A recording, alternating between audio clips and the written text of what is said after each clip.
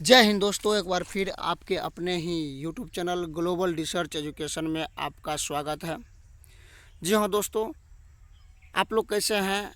आप लोग खुश होंगे, मस्त होंगे और अपने अपने आंसर की मिलाने के बाद खुश भी होंगे। आपने देखा कि पिछले लगातार दिनों से जो है बीपीएससी टीआरई 2.0 का जो है एग्ज़ाम चला और लगभग सभी लेवल, सभी कैटेगरी, सभी विषय का एग्ज़ाम ख़त्म होने को है।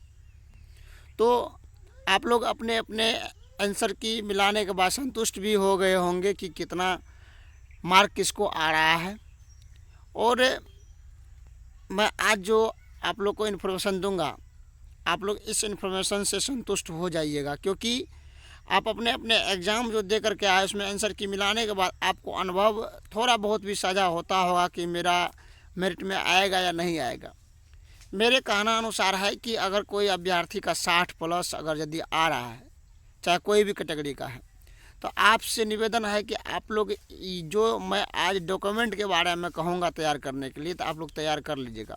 कारण कि मैं ये नहीं बता रहा हूँ कि कट ऑफ 60 ही जाएगा।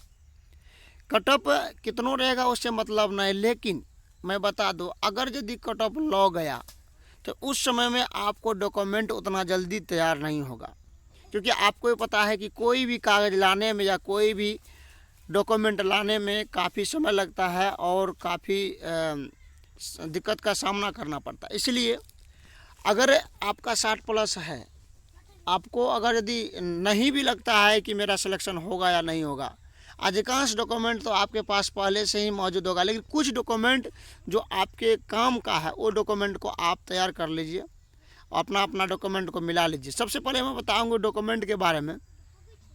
आप लोग जो अप्लाई किए हैं, अप्लाई फॉर्म में जो हार्ड कॉपी दिया होगा वो डबल होना चाहिए। उसके साथ साथ उसके बाद एडमिट कार्ड जो आपने एग्ज़ाम हॉल में ले गया था और उस पर स्कैनिंग करके उसमें स्टिकर चिपकाया गया था, वो आपको एडमिट कार्ड आपके पास होना चाहिए। ये हम आप लोग को नहीं बता रहे हैं कि कट ऑफ 60 ही जाएगा, लेकिन अगर यदि आपका मेरिट लिस्ट में नाम आता है तो उस समय में आपका दिक्कत हो जाएगा। इसीलिए हो या ना हो अलग की बात, अगर 60 कट ऑफ 60 को पार कर रहे हैं आप अपने मार्क को, तो आप लोग इस डॉक्यूमेंट को आप तैयार कर ले।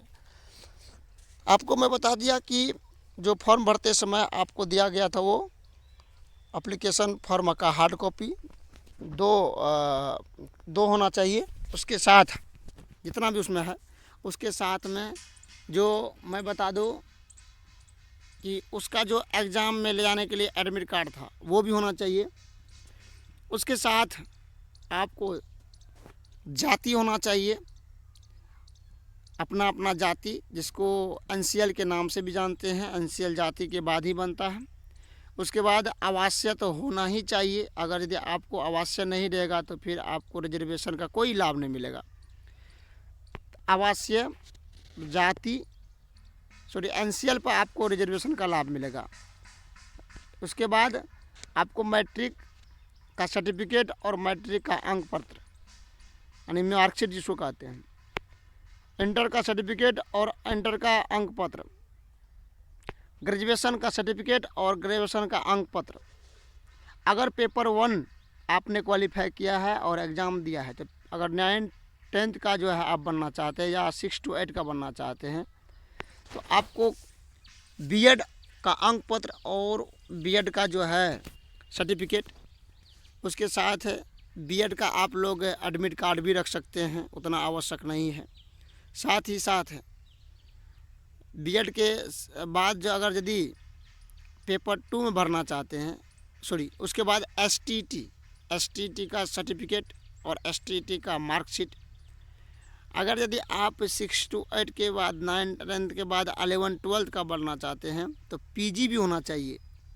पीजी और पीजी का जो है मार्कशीट और सर्टिफिकेट, उसके साथ जो है एनसीएल तो मैं बता ही दिया हूँ। अगर यदि किसी के नाम मिसमैच है तो आप वकील से एपीडीपीडी भी बना सकते हैं, बनाइएगा।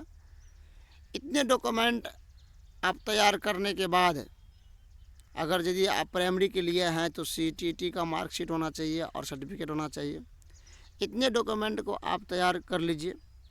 इसमें छोटा बहुत थोड़ा जो भी छूट गया है, ये डॉक्यूमेंट तो हमको नहीं लग रहा है कि अब छूट गया है, लेकिन अगर दिव्यांग है तो दिव्यांग सर्टिफिकेट होगा।